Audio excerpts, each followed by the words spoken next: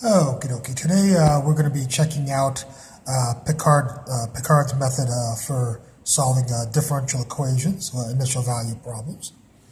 So let's take a look at a differential equation right here. We want to solve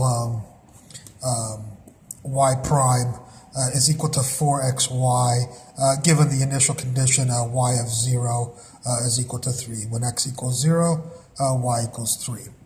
So let's see how Picard decides to do this. Picard's formula is structured for first order differential equations. So you have the y prime is equal to some function of x and y. And we have to have an initial condition also to solve Picard's method of solving a differential equation. So if we have a situation like this, we can use Picard's formula, which goes like this. By the way, this is y of 0 always is equal to a. Just like here, y of 0 is equal to 3. So a is equal to 3 here. So Picard's formula says that the first approximation for a solution, y1, is going to just equal the constant of the initial value portion of the differential equation. And then the later approximations will go according to this equation. I'll read it off. If you want the n plus 1 y approximation to the solution to this differential equation, it'll be a plus the integral from 0 to x of the function, which will be this function. And in for x, we'll put a t. And in for the y, we'll put the previous approximation that we have here. So if we want y2, we'll be sticking in y1 into here. And if we want y3, we'll be sticking in y2 in here. And so on. If you want y4, we'll stick in y3. We'll see that in just a second. And we'll do this integral over the integration variable, a dummy integration variable of t. So that's how we get the next approximation for the function y as a function of x of the solution to this differential equation. So let's apply Picard's formula now, and let's see what our solution is going to look like after we do a little work. Again, the first thing we'll do is y1 will equal 3, just like we said here. We'll apply this formula. y1 is equal to the initial value, which is 3. So y1 is equal to 3. Y2 will be this formula, so it'll equal 3. I put a 3 here, plus the integral from 0 to x, of the function. We'll need the function. And the function will be whatever is next to y prime, which is 4xy. So we'll have 4. For the x, we'll substitute a t. And for the y, 4xy. For the y, we'll substitute the previous approximation for the solution, which is y1, since we'd like y2. Well, this is a pretty easy integral to do with respect to t, so you do the integral with respect to t. I'm not going to teach you how to do that. I assume if you're studying differential equations, this integral is fairly easy for you to do. So I'm going to save you the time of showing you how to do it by just giving you the solution to this. So y2 is equal to all this, and when you solve the integral, you'll get y2 is equal to this right here. Okay, so that'll give you y2, which is a better approximation than y1 for the solution to this differential equation right here. We're going to figure out for y3, and we'll do a few of these so we can get the hang of them.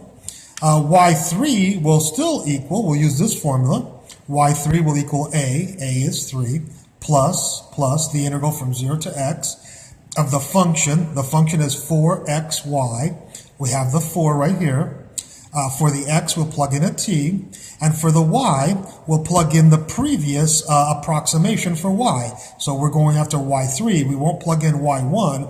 we'll plug in y2. So we'll take y2 and plug that in for the y in the 4xy that we get from the function right here that the derivative is set equal to in the original differential equation. So there's our y2 plugged in and our 4x with a t plugged in. We'll need to do this integral, which is, this is a t squared, 6t squared, by the way. I know it looks a little bit messy.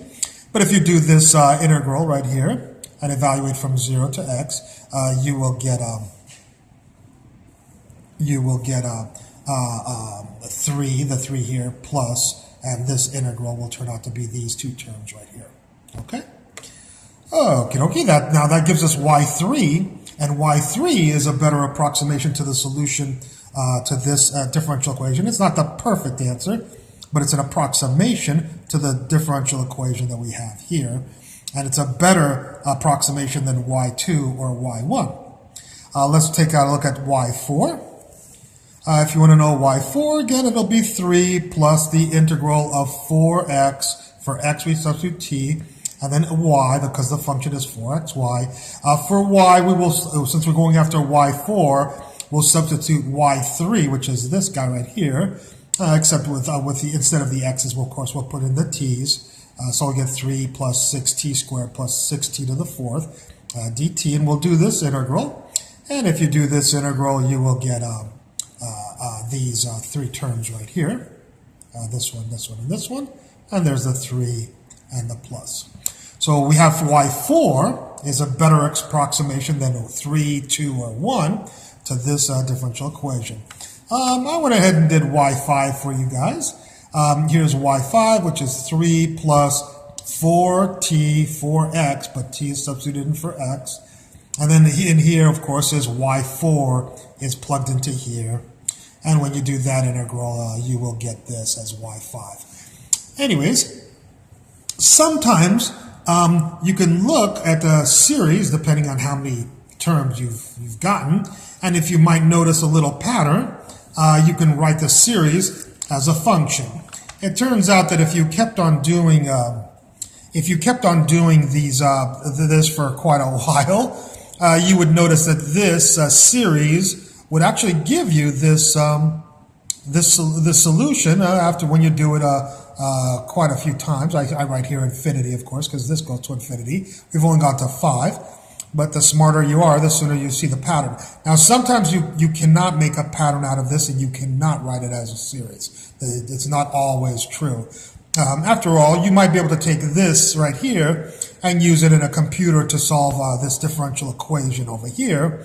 And you're not going to get perfect answers like you would with a series, but you're going to get pretty good answers, especially with x to the 8th. And as long as you're hopefully close to x near x equals 0. The further away you get from this x equals 0, the less accurate these approximations to the solutions will be. Okay, so anyways, if we're smart enough, we can see that it might be a little bit difficult, but I promise you if you expand this series, you get this, or if this went out to infinity, and if you did the work to make these go out to infinity or very close to there. If we look at this series, some power to the n over n factorial is, of course, the exponential function. And if it's this giraffe right here, then it's, giraffe to the n divided by n factorial is e to the giraffe. So 2x squared, we'll put right there 2x squared. And, of course, the 3 is right here. So we're proposing that if we had done 1,000,000 of these iterations and gotten this and then realized our series, or if we did a few of them and we were really smart and realized our series would have told us that the solution to this differential equation with this initial value is 3e to the 2x squared. Well, it turns out that we don't have to solve this equation with Picard's method. There's differential equations can a lot of times be solved different ways. And another way to solve this differential equation is, of course, separation of variables, which I'm going to do right here for you. So let's solve the same differential equation. You'll notice this is the differential equation that we had before. Y prime equals 4xy, y of 0 equals 3. It's the same differential equation I had before. You could